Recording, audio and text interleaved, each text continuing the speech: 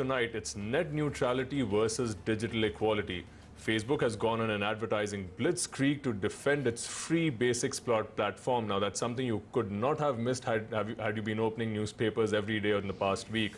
The social media giant has been urging its users to write to the telecom regulator to help foster the idea for free basics. But the company is also facing flack as many believe free basics violates the principles of net neutrality. India's premier institutions have joined hands to oppose Facebook. Today, teachers at IITs and other major tech institutes have issued a joint statement lambasting Facebook and free basics. Their statement says, and I quote, Facebook assumes control of defining what a basic service is. This means what Indians will access using their own airwaves will be decided by a private corporation, and that too one based on foreign soil, end quote. The statement asked the telecom regulator not to allow free basics and help defend India's digital freedom. And as the war of words intensifies, TRAI has extended the deadline for public comments on free basics till the 7th of January. That deadline actually was supposed to expire today. I'm now joined by Kriti Ramamritham, Professor of Computer Science and Engineering at IIT Bombay. Professor Ramamritham is one of the signatories to the joint statement that lambasted Facebook as well as free basics. Good evening, Professor. Thank you for taking out the time to be with us on this show tonight. Like I just mentioned, you are one of the signatories to the statement that calls for free basics to be done away with. Now, just for the sake of our viewers, who may not have read the statement, can you briefly tell us what are the points that you have raised?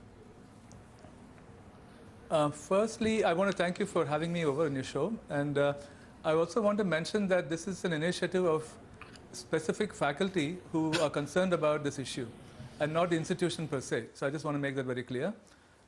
The questions we are asking are, what are the fundamental principles underlying information transfer and usage that are being affected by or challenged by this proposal from Facebook, the idea of free basics?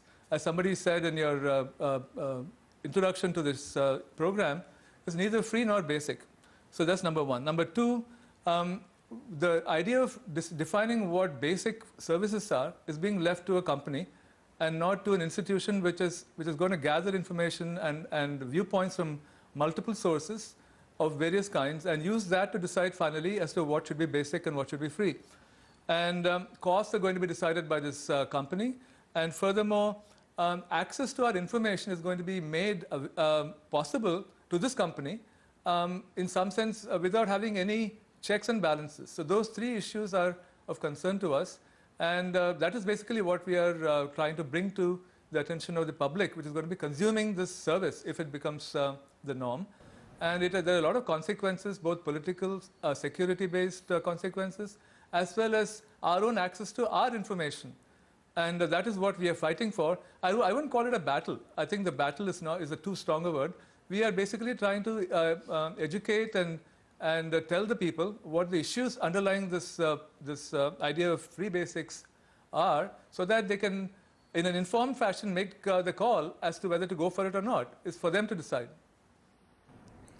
Right, Professor. Now, let me bring in another angle to this. The overall literacy rate in the country, as we know, is abysmally low. And from what I understand, free basics does not allow for VoIP or video services. Now, even the TRAI recommends that people in rural areas have more access to video rather than text. Isn't this something that takes away from the basic idea behind digital equality as well? Well, we have to provide information of all kinds. That's for sure. And what's going to happen as a result of something like this, I would like to have a lot of free basics. The issue here is having one free basic which is going to command the attention of the people. We need to have many such services, and the people will decide which such service they'll subscribe to, and perhaps subscribe to many of them. They could be education-based services. They could be for agriculture-oriented consumers of information. It could be people who are financially interested. So I think the problem is not one of education alone or agriculture or farming community alone or whatever. It's a question of deciding what is free based on the needs of the people who are consuming that information. What's going to happen with the current proposal is that the company decides what is what are the basic services. And that is anathema to an open society like ours, where freedom of information is a fundamental right, and that we're going to give up if this were to become the norm. Right, right. So, Professor, now I couldn't help going through your profile, and I believe you are someone who does specialize in how to bring around information technology and using it for socio-economic progress. Now, with that as the context, let me play the devil's advocate here for just a moment. Is this truly such a bad thing? The people that Free Basic aims to connect the internet with currently have nothing. The fact that internet.org has returned under the guise of Free Basics tells us that even the government wants private players like Facebook to execute the Digital India campaign. And not just that, the government itself has done little to bring about any level of connectivity to rural India, at least in a meaningful way so far. Innumerable villages remain unconnected to basic amenities, let alone the internet. Isn't something better than nothing? Nobody else seems to be doing anything at all. At least Facebook is doing something. Who else has the reach and infrastructure that Facebook does? No, I think this is not a good argument to make, because is the government's responsibility, is the responsibility of people who provide the free services to society at large to make this happen in whatever domain people are involved in. To say that the government hasn't done it, so we'll allow a corporate body, a company to do it because they're coming forward now, I don't think that that holds water anymore, because we have to make sure that such services are given as a right to people.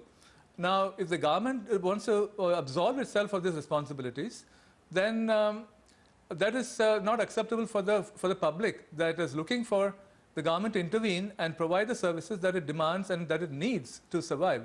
So I think, and also giving to one company this provisioning opportunity is probably also the wrong thing to do, because tomorrow they might say that they want to start charging and not make this part of the free basic services. So I think there are a number of different counts. This idea of saying that one company has come forward, so let's do it because the government hasn't done it. The government has to do it, and we have to make sure that happens. It's going to take a long time.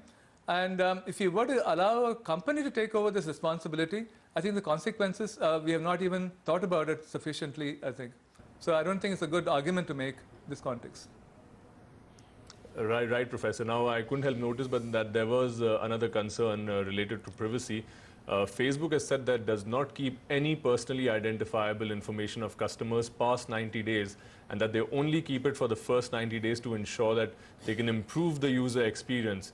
Now, there has been backlash to that, with critics pointing out that when users search for anything, it will go through Facebook servers. Now, I know you will probably think of me as, like I mentioned, the devil's advocate here, but please pardon my question. How is that any different from privacy concerns that users around the world have when they use something as basic as Google? Privacy is a major problem in the internet. And today, the problem is getting only worse. This will make it even harder to solve, because now we're giving a company 90 days access to your data. And even though 90 days seems like a small amount of time, in the internet era, this time is mind-boggling. So in that sense, I don't think the idea that it'll hold the data only for a small amount of time has any meaning. Now, number two is that once you give away access to your own information, whether they hold it for 90 days and then release it, doesn't mean they're going to release the information they've taken and digested out of the data that's passing through the servers. So I think all of this is, again, trying to tell people who don't understand the technology required for this, or underneath this, into believing that they're giving you something in return for nothing. So there's nothing free here. It's going to be impossible to give something free away, like anything else. And we are going to lose our freedom to hold, create, and disseminate our information in ways that I want to do, and not something that Facebook or Free Basic wants to do. So that's my worry about this other in the dimension of privacy and safety of information.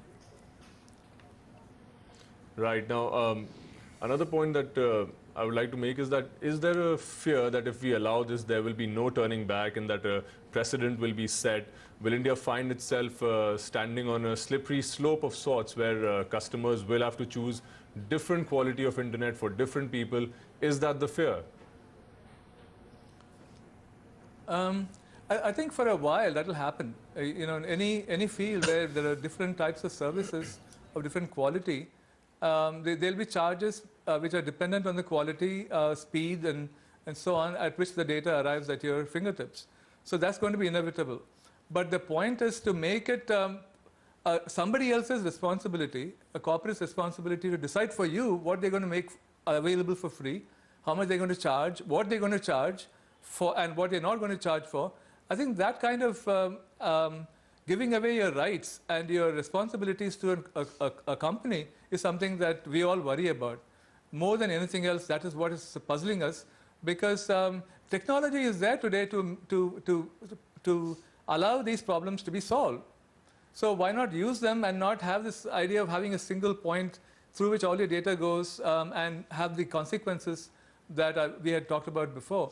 So I think the point is not the possibility of doing this or a way to achieve these goals, but a mindset and a desire to solve these problems technically and technologically, so that we can still have what they're asking for, but have many such free basic services, and let people choose what they want depending on what services a particular offering is going to give you. So having a single service, such service, is what people are worried about, and especially Right, because so technology exists to address the problems. Right. So essentially, I mean, there's nothing inadvertently wrong with the concept as such, but the problem of choice. Thank you so much, Professor, for joining us. Unfortunately, we've completely run out of time for the conversation, but it was great having you on the show and a very insightful conversation. And like someone rightly said, that it's an ocean of data out there, and whoever controls that ocean of data controls the global economy. And so it's wait and watch to see what eventually happens. That case comes up on the 7th with the TRAI, and at least it's going to take a note of all the recommendations made to it and then finally take a call. On that note, it's time to slip into a break on the Big Picture at 10. But on the other side,